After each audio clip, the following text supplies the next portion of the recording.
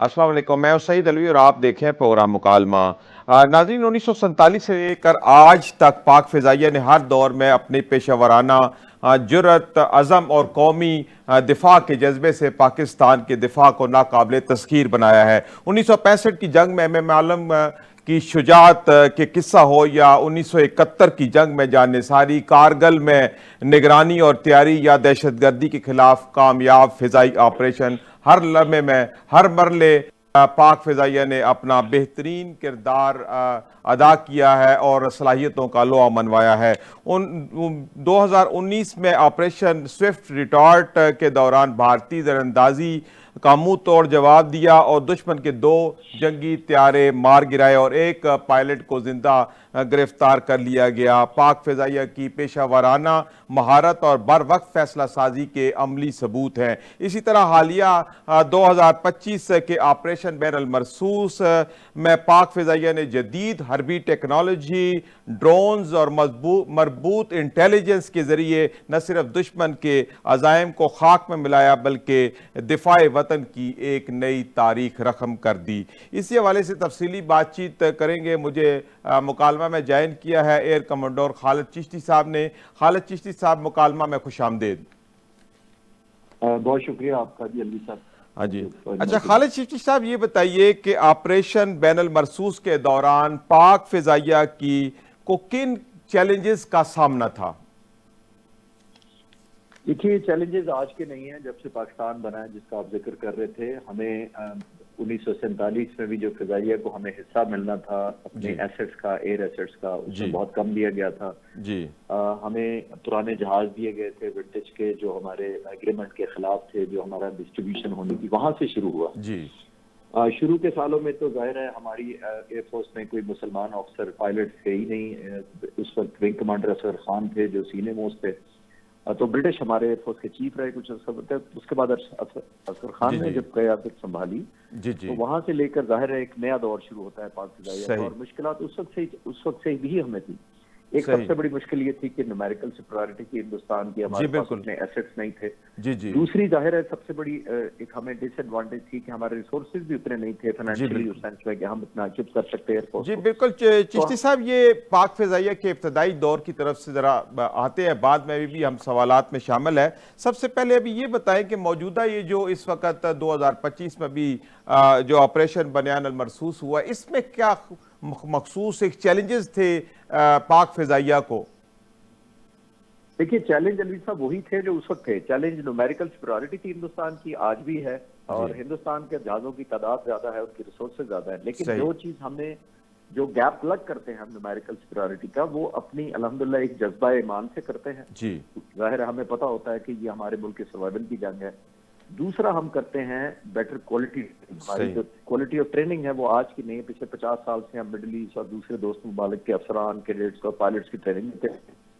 हमारी दूसरी quality of training है। और तीसरा हमने जो प्लग किया था गैप, जो बड़ा हमें चैलेंज था कि हमें टेक्निकल या टेक्नोलॉजी के एडवांटेज भी हमने लेनी है हिंदुस्तान। हम इस तरह गैप फिल कर सकते हैं। ठीक है। अभी आपने नोट किया होगा इस दफा के साइबर कमांड फोर्स और एरोस्पेस टेक्नोलॉजी और साइबर सबने इंटीग्रेट होके जंग लड़ी थी, क्योंकि हम सिर्फ तादाद में मुकाबला नहीं कर सकते थे। जब मैं नौजवान अफसर था उस वक्त से, जब या पायलट था तो उस वक्त भी हमें बताया जाता था कि हम इधर से 2 जाएंगे, उधर से 6 आएंगे। सही। तो उस नंबर को करने के लिए हमारे पास ट्रेनिंग, जज्बा ईमान और टेक्नोलॉजिकल एडवांटेज जो था, इस दफा वो भी बहुत सच है। लेकिन जिस भरपूर तरीके से अल्हम्दुलिल्लाह पाक फ़िज़ाइया ने इस्तेमाल किया है वो काबिल तहसीन है। और जितना स्विफ्टली, जितना टाइमली और जितना भरपूर तरीके से इन टेक्नोलॉजीज का, जो जिसको कहते हैं सॉफ्ट टेक्नोलॉजी, साइबर कमांड थी और जैमिंग थी, अर्ली वार्निंग थी, इसको जिस तरह इंटीग्रेट किया गया है और ऑर्केस्ट्रेट किया गया है, वो एक बहुत मुनफरिद चीज थी जो रीसेंट मॉडर्न एयर वॉरफेयर में कहीं इस्तेमाल नहीं हुई। ये भरपूर चैलेंज था जिसे पाक फ़िज़ाइया न सिर्फ पूरी उतरी है बल्कि कौम की तवक्कुआत से आगे निकल गई। सही। अच्छा, आपके कहने का मकसद ये है कि ऑपरेशन बनियान अल मरसूस में जो टेक्नोलॉजी इस्तेमाल की गई जदीद तरीन, बेसिकली यही वो तुरा इम्तियाज़ रहा है पाक फ़िज़ाइया का कि जिसकी वजह से अल्लाह ने हमें कामयाबी से इम्कनार किया है।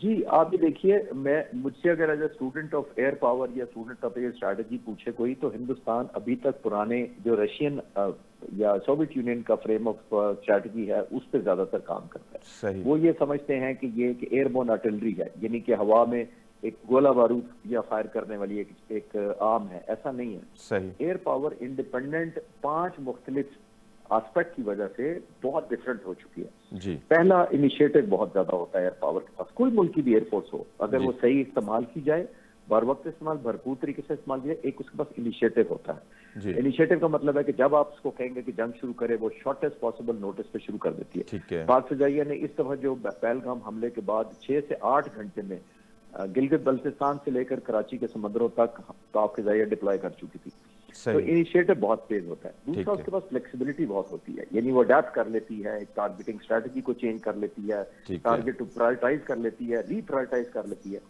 तीसरा, उसके अंदर होता है शॉक इफेक्ट, यानी दुश्मन को हैरान कर देने की सलाहियत होती है कि जब आप दुश्मन के सरों पर पहुंच जाते हैं उसको इल्म ना हो, तो ये तीसरा होता है। सही। और चौथा होता है सरप्राइज एलिमेंट। सही। यानी आपने नोट किया होगा कि पाक फिजाइये ने 10 तारीख को क्या सरप्राइज दिया, 5 घंटे के अंदर नक्शा बदल दिया। और पांचवा जो एलिमेंट जो मैं कहने लगा था वो यही होता है कि एयर पावर अगर सही इस्तेमाल की जाए तो होने वाली जो जंग या हो रही हो या होने वाली हो, उसका एनवायरनमेंट ही तब्दील करके रख देती ठीक है। वो जो 5 घंटे की बीमारी हमने की थी, मैंने शायद आपके चैनल पे पहले नहीं कहा, तो दोबारा कर देता हूँ। जी। जितनी टनेज पाक फिजाइया ने उस 10 तारीख की सुबह को 5 घंटे में हिंदुस्तान पर गिराई थी, जी। पूरी 1965 की जंग में 17 दिनों में इतनी टनेज नहीं फेंकी गई। सही। तो आप फ्लेक्सिबिलिटी देख लें, आप एजिलिटी देख लें, आप इनिशिएटिव देख लें, आप कंसंट्रेशन ऑफ फोर्स देख लें और सरप्राइज देख लें, और सबसे बढ़कर मैंने जैसे कहा कि आने वाला जो हिंदुस्तान का गेम प्लान था उसको सारा हिला के रख दिया, और जाहिर है एक एनवायरनमेंट ही क्रिएट कर दिया अपने हक में और हिंदुस्तान के खिलाफ, जिसकी वजह से हिंदुस्तान को सीज फायर पर मजबूर होना जी। पड़ा। ठीक है। अच्छा एयर कमांडर साहब, ये बताएं कि ये साइबर कमांड फोर्स क्या चीज़ है, ये किस तरह काम करती है और पाक फिजाइया के पास मौजूद है या बाकी और मुल्कों की फिजाइया के पास भी ये मौजूद होती है? देखिए, साइबर कमांड हमारी दूसरी सर्विसेज में भी है, आर्मी और नेवी में भी साइबर है, लेकिन पाक फिजाइया की ज्यादा जरूरत इसलिए थी कि हम बड़ी टेक्नोलॉजी को कन्फ्रंट करते हैं, सामने से आने वाले जहाज, उनके एयरबोर्न अर्ली वार्निंग, उनके जैमर। ये नहीं है कि उनके पास नहीं थे, ये उनके पास भी थे। उनको हमने ना सिर्फ काउंटर करना था बल्कि अपने जहाजों का फायदा फैसिलिटेट करना था, उनके लिए आसानी पैदा करना था। सही। मैंने खुद साइबर कमांड फोर्स का पूरे दिन का एक विजिट किया था इस कुछ हफ्ते पहले, इस जंग शुरू होने से। जी। जब पूरा दिन मैंने गुजारा तो यंग बच्चे, नौजवान, यूनिवर्सिटी लेवल एज के जो वहाँ साइंटिस्ट बैठे थे, क्रिएटिव आईटी एक्सपर्ट बैठे थे, तो पूरा दिन गुजारने के बाद मुझे जब उन्होंने डिप्लॉयमेंट स्ट्रैटेजी बताई तो यकीन करें मैं as a former fighter pilot नहीं कॉम्प्रीहेंड कर पा रहा था कि इनकी इतनी सिग्निफिकेंट, इतनी सीरियस, इतनी बर्वक्त और इतनी भरपूर सपोर्ट होगी ऑपरेशंस के लिए। सही। एक बात, मैंने पूरा दिन उनके साथ गुजारा। उन्होंने कहा जी हम उनको जैम करेंगे, हम उनके खलल डालेंगे, उनकी डिग्रेड करेंगे, सिचुएशनल अवेयरनेस, तो जिस भरपूर तरीके से कराया वो अमेजिंग था उन्होंने। और दूसरी बात जो इंपॉर्टेंट है, जो मैं आपके व्यूअर्स की इत्मीनान के लिए, खुशी के लिए बताना चाहता हूँ कि पूरे दिन का विजिट करने के बाद जब मैं जाने लगा तो मैंने उनके जो सीनियर मोस्ट ऑफिसर थे उनसे पूछा कि जबरदस्त है, बड़ा इंप्रेसिव सेटअप है, लेकिन ये सारे सॉफ्टवेयर, ये सारा डाटा, सारे पासवर्ड, ये तो सारे बाहर के होंगे, चाइना के होंगे, अमेरिका के होंगे। तो उन्होंने कहा कि सर इस पूरे दिन में जो आपने विजिट किया है, इस पूरे तमाम छतों के नीचे जो हॉल्स आपने देखे हैं, एक भी जो चीज है मेड इन पाकिस्तान के अलावा नहीं है। सही। दैट मीन्स कि हमारे साइंटिस्ट, हमारे बच्चे, हमारे आईटी एक्सपर्ट्स ने सारे सॉफ्टवेयर डेवलप किए, किसी के पास कोड नहीं है, किसी पे हम डिपेंडेंट नहीं है कि हमारा सॉफ्टवेयर बंद कर देगा तो क्या बनेगा। ये कमाल की बात थी और आपने देखा कि इस भरपूर तरीके से नौजवानों ने डिप्लॉय किया उस एयर पावर को। सही। अच्छा चिश्ती साहब, ये JF थंडर जैसे प्रोजेक्ट ने पाक फिजाइया को खुद कवालत की तरफ ले गए हैं, हम खुद वायद कहा जाता है कि एयरफोर्स है जो खुद से तैयारे बनाती है। जी, JF-17 की बड़ी लंबी हिस्ट्री है। देखिए 1980 की दिहाई में जब सोवियत यूनियन यहाँ पे डिसइंटीग्रेट होकर चला गया तो अमेरिका ने हमें F-16 उस जमाने में दिए थे। जी बिल्कुल। और जब तक हम उसकी हिस्ट्री का बैकग्राउंड आपके व्यूअर्स क्लियर करता चलूं कि उस वक्त तक हम F-16 40 हमें मिल चुके थे जी। और हम क्योंकि 80 की दिहाई से न्यूक्लियर प्रोग्राम हमारा चल रहा था, लेकिन अमेरिकी सदर हमें एक सर्टिफिकेट देता था कांग्रेस को जिसमें वो वेरीफाई करता था कि ये मुल्क न्यूक्लियर प्रोग्राम में इन्वॉल्व नहीं है। सही। और हमें वो 8-9 साल जब तक हम सोवियत यूनियन के खिलाफ लड़ते रहे वो हमें सर्टिफिकेट देता रहा, हमें असले मिलता रहा, हमें उसके स्पेयर पार्ट्स मिलते रहे। यूं ही सोवियत यूनियन टूट गया तो अमेरिका ने अगले साल ही 1989 और 90 में अमेरिकी सदर ने वो सर्टिफिकेट हमें नहीं दिया कि हम न्यूक्लियर प्रोग्राम में शामिल नहीं है। सही। जिसका मतलब ये हुआ कि हमारे स्पेयर पार्ट्स F-16 के बंद हो गए, हमने F-16 के पैसे दिए हुए थे, कुछ 65 बिलियन वो रोक लिए गए, बल्कि सही। उसके बदले में उन्होंने कहा कि अगर आपको चाहिए तो गंदम ले ले जहाजों ठीक की है बजाय। जी, बिल्कुल। और ये बदकिस्मती थी वक्त जब पाक फिजाइया की लीडरशिप ने, जो उनको ट्रिब्यूट है, उन्होंने रियलाइज किया कि हम तो इस तरह किसी ना किसी मुल्क पर डिपेंडेंट रहेंगे। जी बिल्कुल। तब ये 1995 में ये प्रोसेस किया गया कि हम अपना जहाज क्यों ना बनाए। ठीक है। और उस वक्त से लेकर 7-8 साल के बाद 2003 में हमारा पहला जहाज ट्रायल पे उड़ गया था अल्हम्दुलिल्लाह, और आज हमारे पास पाक फिजाइया में 200 से ज्यादा JF-17 थंडर उड़ रहे हैं। लेकिन सही। इसी सांस में मैं आपको इंडिया का तेजस बताता चलूं, जिसने 1985 में, यानी हमारे से 10 साल पहले उन्होंने शुरू किया था कि अपना जहाज बनाना। आज सही। 40 साल हो गए हैं जी। और उनके सिर्फ 2 स्क्वाड्रन इस वक्त हैं, और वो जिस बेस पर थे वो साउथ में समंदर के करीब फार अवे फ्रॉम, मेरा ख्याल है 1,500-2,000 किलोमीटर दूर उन्होंने डिप्लॉय किया हुआ था इस जंग के दौरान। यानी सही। उनको अपने जहाज बनाए हुए पर एतबार ही नहीं था, उन्होंने सही। जंग में उड़ाया ही नहीं है वो जहाज, उन्होंने इस्तेमाल ही जबकि नहीं हमारे किए। 200 जहाजों ने भरपूर हिस्सा लिया JF-17 में इस जंग में। सही सही। अच्छा, ये JF थंडर ये 4.5 जनरेशन का है? जी, ये 4.5 जनरेशन का, ब्लॉक 3 जो है वो 4.5 जनरेशन का है, और ये जनरेशन मुख्तलिफ कैटेगरीज की होती हैं, जी। जिसमें इंजन होता है, एवियोनिक्स होती है, रेडार की काबिलियत देखी ठीक है। जाती है। फिर 4.5 के बाद 5th जनरेशन होता है, जो दुनिया में 2-3 मुल्कों के पास है, जिसका मतलब ये होता है वो उसमें स्टेल्थ फीचर है। स्टेल्थ का सही। मतलब होता है कि रेडार पर नजर नहीं आता, ठीक वो है। इसकी अगली स्टेज होती है। लेकिन सही। 4.5 इस रीजन में हिंदुस्तान को जो राफेल है वो भी 4.5 जनरेशन है, और हमारे पास JF-17 थंडर ब्लॉक 3 और J-10C भी 4.5 जनरेशन है। सही। अच्छा, अभी चिश्ती साहब कोई 5th जनरेशन जो तैयारे हैं उसकी प्रोक्योरमेंट के लिए भी कोई कहीं हमारी बातचीत चल रही है, कहीं कोई ट्रेनिंग का सिलसिला चल रहा है? हमारी चाइना से कोलैबोरेशन चल रही है जी, जो एक 5th जनरेशन का वो जहाज J-31, J-35 बना रहे हैं। पिछले साल के शुरू में जनवरी में पाक फिजाइया के सरबराह ने ये ऐलान भी किया था कि हम उसके लिए जाएंगे, और उस पर इंशाल्लाह ताला जब काम होगा, पाक फिजाइया खुद भी इंडिपेंडेंटली इंडिजीनियस भी काम कर रही है अपना जहाज डेवलप करने के लिए, फाइटर एक जहाज लॉन्ग टर्म में जो 100% मेड इन पाकिस्तान हो, और पाकिस्तान के इंजीनियर, टेक्नीशियंस और हमारे जो साइंटिस्ट हैं वही डेवलप करें। तो इंशाल्लाह उस पर भी कौम को अच्छी खबरें मिलेंगी आने वाले वक्त। जी ठीक है। अच्छा, एयर कमोडोर खालिद चिश्ती साहब, थोड़ी सी पाक फिजाइया की हिस्ट्री की भी बात कर लेते हैं कि पाक फिजाइया ने 1948 की कश्मीर जंग में क्या किरदार अदा किया था, उस वक्त क्या क्या हुआ था, जरा मुख्तसरन बता दें। देखिए, वो तो फौरन बाद हमारी जंग छिड़ गई थी, और उस वक्त तीनों मुसल्लह अफवाज के सरबराह जो थे वो ब्रिटिश थे। ठीक है। और कायदे आजम की मर्जी के खिलाफ उन्होंने उस तरह लड़ाई नहीं हिस्सा लिया था। तो उन्होंने एक रीजन दी थी अपने आप को कि दोनों तरफ ब्रिटिश सोल्जर्स हैं, ब्रिटिश कमांडर्स हैं, तो कायदे आजम की हुक्म बजावरी उस तरीके से नहीं हुई थी। सही। एयर पावर इतनी बिल्कुल नई थी कि 1948 में ना होने के बराबर थी। हमारे एसेट्स इतने पुराने थे, हमें स्पेयर पार्ट्स नहीं दिए गए थे, जहाजों के जो एज थे वो सबसे रिटायर किए हुए जहाजों में दिए गए थे। तो 1948 में बहुत लिमिटेड रिसोर्सेज थे।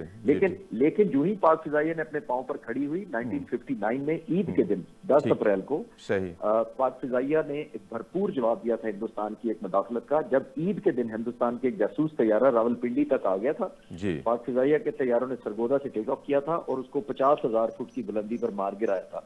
उसके 2 पायलट थे, एक पायलट और नेविगेटर, दोनों को हिरासत में ले लिया गया था, बाद में कैदी बना लिया गया और उन्हें फिर बाद में वापस किया गया। तो पाकिस्तान की हिस्ट्री तो 1959 से पाकिस्तान बनने के सिर्फ 12 साल बाद से ही बड़ी यादगार है, जब हम इनके जहाज मारते रहे हैं, पायलट पकड़ते रहे हैं और फिर ग्रेसफुली भेजते भी रहे। जी ठीक है। अच्छा चिश्ती साहब, 1965 की जंग में पाक फिजाइया की कारकर्दगी कैसी रही? देखिए, वो तो किसी से ढकी छुपी नहीं है। पाक फिजाइया ने वो कुछ कर दिखाया था जो इतनी छोटी एयरफोर्स से दुनिया को हैरान कर दिया था। सही। चक यीगर एक अमेरिकन पायलट है, और ये वो पायलट हैं जिन्होंने सबसे पहले सुपरसोनिक जहाज उड़ाया था। सही। वो जंग के दौरान यहाँ पे मिलिट्री ऑब्जर्वर के तौर पर आए थे, और उन्होंने कहा था कि इतने भरपूर तरीके से मैंने इतने कम लोगों को अपने मुल्क की सरहदों का दिफा करते हुए किसी एयरफोर्स को नहीं देखा। उन्होंने कहा था कि वो ऐसे अपने झपट पड़ते थे अपने दुश्मनों पर कि जैसे पत्नी उकाब झपटता है। तो ये हमें कॉम्प्लीमेंट सिर्फ अमेरिकन नहीं दिया, हमारी जो हमारी स्कोर थे, हमारी जो विक्ट्री थी, जो हमारे शूट किए थे, वो यही था रेशो जो आज है। हमारा नुकसान ना होने के बराबर निस्बतन बहुत कम था हिंदुस्तान के, हमने बहुत ज्यादा जहाज तबाह किए थे। और आपने नोट किया होगा कि वही वक्त है जब एयर मार्शल नूर खान और एयर मार्शल असगर खान की क़यादत थी, जिनकी विजन थी कि हमें टेक्नोलॉजी का एज होना चाहिए। उस वक्त हमारे पास F-86 जहाज हमने अमेरिका से लिया था, तो टेक्नोलॉजी में इंडिया के तमाम जहाजों से निस्बतन बेहतर था। और लेकिन जज्बा तो यही था जो आज पायलट है, स्किल यही थी हमारे पायलट की जो आज है। और जाहिर है कि जी जितना उन्होंने अपना मास्टर किया था अपने मशीन को, वो जी आज भी आपको नजर आ गया कि जी रिकॉर्ड ठीक है। मुद्दत में। राफेल 5 साल पहले हिंदुस्तान के पास आया था, ठीक और है। राफेल की कंपनी एतराज कर रही है अमेरिका इंडियंस पर कि आपके अगर पायलट्स ने सही तक ट्रेनिंग हासिल नहीं इस्तेमाल की नहीं थी तो किया, जंग में बिल्कुल क्यों सही कह डाला। रहे हैं, बिल्कुल ठीक और है। हमारा जो J10C जहाज है वो 3 साल पहले पाकिस्तान में इंडक्ट हुआ था, और जो पाक फिजाइया ने कारकर्दगी उनके पायलट्स ने, टेक्नीशियन, इंजीनियर्स ने सब दिखाई, वो बहुत जबरदस्त काबिल तारीफ है। सही है। अच्छा चिश्ती साहब, 1965 की जंग में एम आलम के क्या कारनामे थे जिसके आज तक कहानियां सुनाई जाती हैं, जरा तफसील बताएं इस हवाले से। जी, एम आलम जैसे बहुत सारे हीरोज का है, सिर्फ एम आलम का नाम लेकर तो मैं दूसरों का किसी स्टेज से अंडमान नहीं करना चाहता, लेकिन एम आलम हमारे कौम के हीरो हैं। उन्होंने एक रिकॉर्ड मुद्दत में 7 सितंबर, बाय द वे आपके व्यूअर्स की दिलचस्पी के लिए बताता चलूं कि ये भी 7 सितंबर को लड़ाई हुई थी जो पाक फिजाई, ये 6 जहाज राफेल और बाकी मारे हैं, जी ये 7 मई को हुई है और वो 7 सितंबर को हुई थी, तारीख वही है। तो ठीक है। हिंदुस्तान को तारीख की काफी निस्बत याद आएगा ये। सही। उस दिन हमने पाक फिजाइया ने पूरे हिंदुस्तान की एयरफोर्स के एक ही दिन में 11 जहाज मार गिराए थे, ठीक है। जिसमें से 5 का क्रेडिट एम आलम साहब को जाता है। और वो ऐसे सही। हुआ था कि सरगोदा बेस पर वो तैनात थे, हिंदुस्तान की अटैक जहाज आए जिन्होंने सरगोदा पर हमला किया। जी हमले से पहले एम आलम को और दूसरे साथियों को स्क्रैम्बल दिया गया, यानी ऑर्डर मिला कि आप जाकर इस हमले को रोकें। सही। और जब वो जहाज एग्जिट कर रहे थे हमला करके वापस जाते वक्त, तो उस वक्त एम आलम के हाथ चढ़ गए। उन्होंने ना सिर्फ देखा उनको, बल्कि एक एक करके 5 को निशाना बनाया, एक रिकॉर्ड मुद्दत। सही। और ये जाहिर है एक बहादुरी, स्किल, उनकी मास्टर होना अपनी मशीन के ऊपर, और दुश्मन के साथ अपनी बर्तरी साबित करने का एक बेहतरीन ना सिर्फ नमूना है, बल्कि रहती दुनिया तक पाक फिजाइया के और खासतौर पर मालम को याद रखा जाएगा। सही है। अच्छा चिश्ती साहब, 1971 की जंग में फिर पाक फिजाइयों को किन मुश्किलात का सामना रहा, क्या क्या मसाइल हुए, जरा इस बारे में भी कुछ तफसीलात हमें बता दें। देखिए, 71 की जंग में लोगों को ये इंप्रेशन है कि पाक फिजाइया कम लड़ी या नहीं लड़ी या कम लड़ी, ये बिल्कुल गलत है। मैंने डॉक्यूमेंट्रीज अपने यूट्यूब चैनल के लिए बनाई हुई है, उसमें मैंने कंपेयर करके सॉर्टीज निकाल के साबित किया है सही। कि जो टोटल मिशन हमने उड़े थे वो 65 की जंग से 71 में ज्यादा थे। सही। बदकिस्मती ये है कि देखिए, हमारा स्टैंड अलोन हमने पाक फिजाइया ने या कोई भी एयरफोर्स रिजल्ट नहीं अचीव कर सकती जब तक उसके ऑपरेशंस को मैनिफेस्टेशन जमीनी अफवाज ना करें। ठीक है। अभी तो देखिए, जमीनी फौज को लड़ने की जरूरत नहीं ना पड़ी, पाक फिजाइया ने ऐसा माहौल क्रिएट कर दिया अभी 2025 में। जी बिल्कुल। लेकिन 71 की जंग में ईस्ट पाकिस्तान से देखिए दुश्मन ने उधर हमला कर दिया, वो हमारे से 1000 मील दूर हमारा दूसरा हमारा भाई था, मतलब हमारा दूसरा हिस्सा ईस्ट पाकिस्तान भी था, और वहां पर एक ही स्क्वाड्रन था, फाइटर स्क्वाड्रन। वेस्ट पाकिस्तान से एक हमला हमने करना था, ऑफेंस लॉन्च करना था, ताकि हिंदुस्तान की जो आर्मी है उसको अपनी बॉर्डर की तरफ, यानी हमारे ईस्टर्न बॉर्डर की तरफ, हिंदुस्तान के वेस्टर्न बॉर्डर की तरफ सख्त किया जा सके कि वो इस तरफ आए ताकि हमारे से मुकाबला करें। सही। अनफॉर्चुनेटली उस वक्त मिलिट्री प्लानिंग मेरे हिसाब से उसके अंदर ये रिजॉल्व नजर नहीं आया। वो वेस्ट पाकिस्तान से अटैक जब तक वो सोच रहे थे और एग्जीक्यूट करते थे, उस वक्त तक ढाका पर कब्जा हो चुका था। तो वो टाइमिंग का चक्कर था। पाक फिजाइया उस वक्त भी भरपूर लड़ी थी, दुनिया मानती है, हमने उसी तरह तकरीबन उसी रेशो से हिंदुस्तान का नुकसान किया था। लेकिन वो सारी की सारी बहादुरी पायलट्स की, इंजीनियर्स की, टेक्नीशियंस की, एयर डिफेंस कंट्रोलर की, सबकी इस सेंस में हाईलाइट ना हो सकी क्योंकि मुल्क का आधा हिस्सा हमने गवा दिया, जिसकी वजह से उन लोगों की जो बहादुरी, जिन्होंने अपने अपने तौर पर, अपने अपने स्क्वाड्रन लेवल पर या इंफरादी तौर पर बहुत जबरदस्त बहादुरी दिखाई थी, उसका जिक्र करते हुए शायद हम उस तरह प्राइड नहीं लेते क्योंकि हमारा नुकसान ज्यादा बड़ा हो गया। सही। मतलब आपके कहने का मकसद ये है कि 1971 में भी पाक फिजाइया एक मरबूत और बेहतरीन पाक फिजाइया थी, तमाम टेक्नोलॉजी से लेस थी और बेहतरीन पायलट्स और बेहतरीन तैयारे मौजूद थे।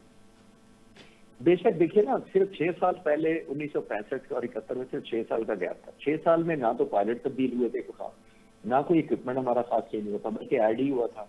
तो ये तो नहीं हो सकता कि वही पायलट हो और उनकी स्किल को कुछ हो जाए। सही। लेकिन मैंने जैसे अर्ज किया कि हमारा एक कैनवस के अंदर जैसे एक पेंटिंग होती है, उसमें एक अपना हिस्सा होता है। सही। सही। लेकिन वो इंटीग्रेटेड होता है। पिक्चर मुकम्मल करने के लिए दूसरे हिस्से को भी मुकम्मल करना जरूरी है ताकि देखने वाले को पूरी पिक्चर समझ आ सके, पेंटिंग समझ आ सके। जी ठीक है। तो स्टैंड अलोन अगर आप अपना पोर्शन कर भी लें, जी। तो जमीनी अफवाज और दूसरी सर्विसेज में जो इफेक्ट क्रिएट करके एक ओवरऑल एनवायरनमेंट एक मुल्क की फेवर में करना होता था, वो अनफॉर्चुनेटली हम 71 में नहीं कर सके। सही। जिसका हमें मुल्क भी नुकसान हुआ, हमारा टूटा, और जाहिर है वो मुसल्लह अफवाज की कदर पजीराई नहीं हो सकी जो 1965 में होनी चाहिए थी। ठीक हो गया। अच्छा चिश्ती साहब, ये कारगिल तनाज़े के दौरान पाक फिजाइया का क्या किरदार रहा? देखिए, कारगिल का हमारा डिप्लोमेटिक फ्रंट पे ज्यादा था, क्योंकि हमने ये एक एडवेंचर था बेसिकली, हमने एक कैंपेन की थी, हमने कुछ चौकियों पर कब्जा करना था। जी लेकिन वो क्योंकि हिंदुस्तान के अंदर थी तो पाक फिजाइया ने जाहिर है उस तरह अगर कन्फ्रंटेशन में जाती, बॉर्डर पार अगर जाके हम हमला करते तो वो तो फुल फ्लैज वॉर हो जाती, सही, जंग शुरू हो जाती। ठीक है, तो एयर पावर का आइसोलेशन नहीं किया गया था, वो क्योंकि चौकी उसके अंदर थी हिंदुस्तान के अंदर, तो उन्होंने अपनी एयरफोर्स इस्तेमाल की थी, सही, क्योंकि वो इंडिया का जो एलिजिडली अपना जिस पर कब्जा है उस इलाके पर उन्होंने बमबारी की थी। ठीक है, हमारी फिजाइया पूरी अलर्ट थी, लेकिन उनको हिम्मत नहीं हुई थी। जैसे इस दफा वो याद है, कह रहे थे आपको कि इस दफा हम कश्मीर में जो दहशतगर्द की चौकियां हैं या उनके अड्डे हैं उनको मारेंगे, ये उस वक्त भी ऐसा था, लेकिन किसी को हिम्मत नहीं हुई थी जो पाकिस्तान का जो पाकिस्तानी कश्मीर है उसके अंदर दाखिल होने की। जी ठीक है। अच्छा चिश्ती साहब, ये दहशतगर्दी के खिलाफ भी पाकिस्तान के अंदर जंगें रही हैं, जैसे ऑपरेशन ज़रब अज़ब है, रदल फसाद है। इस दौरान पाक फ़िज़ाइया के क्या किरदार रहा, क्या क्या कारनामे सर अंजाम दिए? देखिए, पाक फिजाइया का बहुत इफेक्टिव रोल है, जी लेकिन हम क्योंकि उसमें हाईलाइट नहीं करते उस तरह, और जाहिर है ये मिशन थोड़े कॉन्फिडेंशियल भी होते हैं, जी ठीक है, क्योंकि इफेक्ट क्रिएट करना होता है, हम जी इसको जी पब्लिसाइज नहीं करते। और पाक फिजाइया का मुझे बहुत सारे कैंपेन्स का पता है कि इतनी ज्यादा डिजायरेबल इफेक्ट किए दुश्मन को तबाह करने में, उनके हाइडआउट्स को खत्म करने में, उनकी टनल्स को उड़ाने में, उनकी सप्लाई चेन को ट्रैक करने में। सही, मैं ओवरऑल एक समरी आपको बता सकता हूँ कि एयर पावर ने, क्योंकि हवा से हम देख रहे होते हैं, जी अभी भी हमारे पास जो ड्रोन है अनमैन्ड एरियल व्हीकल है, यानी उसके पास वेपन्स लगे होते हैं लेकिन पायलट उसके अंदर नहीं होता। पाक फिजाइया बड़ा रेगुलर उड़ाती है। सही, जिन जिन एरियाज में, खासतौर पे केपी हिंदुस्तान में जिन एरियाज में हमें दहशतगर्दी का ज्यादा खतरा है, जी वहाँ जी हमारे ड्रोन कई कई घंटे उड़ते हैं, 24-24 घंटे भी उस एरियाज में उड़ते हैं। जी जी हम टारगेटिंग भी करते हैं, ट्रैक भी करते हैं, और अक्सर आपने नोट किया होगा जब हम कहते हैं कि जी दुश्मन को या दहशतगर्दों को हमने नेस्तनाबूद किया, उनका हमला किया, उसमें एयरफोर्स की सर्विलेंस का भी और एयरफोर्स के जो ड्रोन होते हैं, आर्म ड्रोन होते हैं, उनका बहुत कंट्रीब्यूशन होता है मुख्तलिफ मौकों पर, सही, मुख्तलिफ इलाकों में। सही सही। अच्छा चिश्ती साहब, हालिया दहाइयों में पाक फ़िज़ाइया ने किन के नए तैयारों, रेडार सिस्टम्स और मिसाइल टेक्नोलॉजी को अपनाया है? एक इम्पोर्टेंट, बहुत इम्पोर्टेंट जो है वो, देखिए J-10C और JF-17 थंडर की तो हम बात कर ही रहे हैं, ये जी जहाजों का तो सबको पूरी कौम आगाह हो गई है आगाह उससे। हो गई है। जी, रेडार जिन सिस्टम और चीजों पे मिसाइल हम, टेक्नोलॉजीज। जी जी जी, रेडार सिस्टम हमने सबसे ज्यादा जो इफेक्टिव सरफेस टू एयर या एयर डिफेंस के सेंस में हमने डेप्थ किया पाक फिजाइया में, अदर देन जो दूसरे रेडार हैं, जी वो है हमारा सरफेस टू एयर मिसाइल है HQ-9B, एक मिसाइल है। सही, और 9B जब मैं कहता हूँ तो B का मतलब होता है लेटेस्ट जो चाइना ने बनाया। ये चाइना का एक मिसाइल है जो S-400 के मुकाबले में उन्होंने बनाया। सही, वो हमने कोई 9 महीने पहले ना सिर्फ इंटीग्रेट किया था, बल्कि हमारे डिफेंस कंट्रोलर और वेपन कंट्रोलर ने ऑपरेशनलाइज भी कर लिया हुआ है। वो बहुत पावरफुल है, कई डोमेन में S-400 से बेहतर है, क्योंकि वो जैम नहीं हो सकता, रेजिस्टेंस करता है, जैमिंग को इंटरसेप्ट करना बड़ा मुश्किल है, इंटेलिजेंस करके, गैदरिंग करके वो अडेप्ट कर लेते हैं, अपनी टारगेटिंग स्ट्रेटेजी चेंज करता है, तो वो बहुत पोटेंट है HQ-9B। इस वक्त भी पाक फिजाइया ने हमें शेयर किया है कि जो हमने 6 जहाज मारे उसमें से एक हमने जहाज HQ-9B से भी मारा है। सही, तो जिसका मतलब है कि हमारा एयर डिफेंस का जो वेपन है वो माशाल्लाह बहुत कारगर है। हिंदुस्तान को तो हमने मौका ही नहीं दिया S-400 फायर करने का, अल्हम्दुलिल्लाह। सही। अच्छा चिश्ती साहब, ये बताएं कि इस वक्त पाक फिजाइया जो JF-100 बना रही है, ये मुकम्मल तौर पर पाकिस्तान इसमें खुद कफील है, खुद से बना रही है? नहीं, जब ये बनाया गया था 1995 ऑनवर्ड, जब ये सोचा गया था, उसके बाद हमें 8-10 साल लगे इसको मटेरियलाइज कराने में, और अब हमारा ग्रेजुअल ट्रांसफर ऑफ टेक्नोलॉजी हमारे पाकिस्तान एरोनॉटिकल कॉम्प्लेक्स कामरा में ये शिफ्ट हो रही है। मेजॉरिटी ऑफ द जो हमारे जो इस जहाज के पार्ट्स हैं वो यहीं पे बनना शुरू हो चुके हैं, सही, और कमिंग ईयर्स में इंशाल्लाह हमारा प्लान है कि 100% पाकिस्तान है। अभी हम 100% नहीं है, लेकिन हम काफी करीब हैं कि हमारे इंजीनियर्स, टेक्नीशियन ने ऑलमोस्ट सारा इंफ्रास्ट्रक्चर यहाँ डेवलप कर लिया हुआ है, टेक्नोलॉजी सारी हासिल कर ली हुई है, और मैन्युफैक्चरिंग की फैसिलिटीज भी ऑलमोस्ट यहाँ एस्टेब्लिश हो चुकी हैं। क्योंकि जैसे मैंने शुरू में अर्ज किया कि हम एक अपना जो जहाज बनाएंगे इंशाल्लाह ताला, वो 100% मेड इन पाकिस्तान होगा। उसी की बुनियादी तौर पर इंस्पिरेशन से अब हम JF-17 थंडर को ग्रेजुअली 100% टेक्नोलॉजी पाकिस्तान में ला रहे हैं, क्योंकि आपके व्यूअर को शायद मालूम ही ना हो कि चाइना एयरफोर्स खुद JF-17 थंडर इस्तेमाल नहीं करती। अच्छा, क्योंकि ये हमारा जहाज है, और ये जी दुनिया की 192 मुल्कों में से वाहिद एयरफोर्स है जिसने अपना फाइटर जहाज खुद बनाया है। सही, दुनिया में जो एयरफोर्सेज होती हैं, कोई भी राफेल हो या JF-7 या जो F-35 हो या F-16 हो, अमेरिका में बनता हो, कोई भी एयरफोर्स अपना जहाज नहीं बनाती, सही। कंपनियां बनाती हैं, जैसे कारें बनाती जी हैं बिल्कुल। कंपनियां, उसी तरह जहाज भी बनाती है। तो जो एयरफोर्स होती है वो ट्रायल करके अपनी पसंद का जहाज खरीद लेती है। सही। तो ये वाहिद मुल्क है पाक फिजाइया, और वाहिद एक फिजाइया है दुनिया की, ये पाक फिजाइया, जिसने अपना जहाज खुद बनाया। सही। ये एक यूनिक हिस्ट्री है, क्योंकि हमारे इंजीनियर और टेक्नीशियंस और पायलट से मिलकर हमें अपनी जरूरतों का पता है, सही। हमने अपनी डिमांड का पता है कि हमने हिंदुस्तान के साथ क्या करना है। तो सही। सबसे बड़ा हमारा ये है कि हमारे पास किसी सोर्स कोड की हमें जरूरत नहीं है, किसी पासवर्ड की जरूरत नहीं है, किसी सॉफ्टवेयर की जरूरत नहीं है।